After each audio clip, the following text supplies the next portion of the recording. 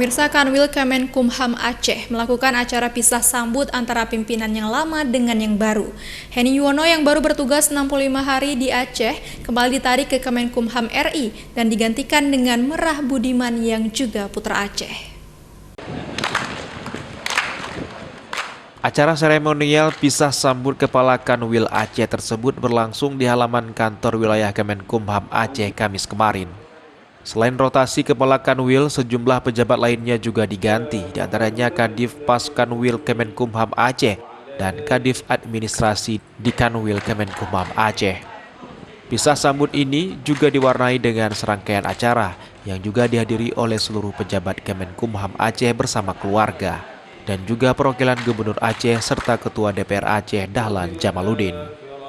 Kepala Kanwil Kemenkumham Aceh Merah Budiman mengatakan hal pertama akan mengkonsolidasi internal kantor wilayah sesuai dengan target membangun zona integritas untuk mewujudkan wilayah bebas korupsi dan wilayah birokrasi bersih melayani. Pertama, saya kan harus konsolidasi secara internal dulu, karena target kita pertama adalah bagaimana kita membangun zona integritas di Kemenkumham ini dalam rangka mewujudkan UIBK BBM.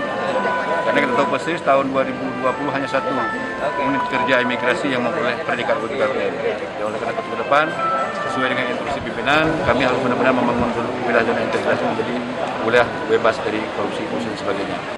Acara lepas sambut tersebut diakhiri dengan pemberian selamat yang dilakukan sesuai protokol kesehatan. Selain itu, Kanwil baru juga menyerahkan cenderamata kepada pejabat Kanwil yang dilepas, serta kepada pemerintah Aceh dan DPR Aceh yang turut berhadir. Dari Banda Aceh, Topan Mustafa Ainus melaporkan.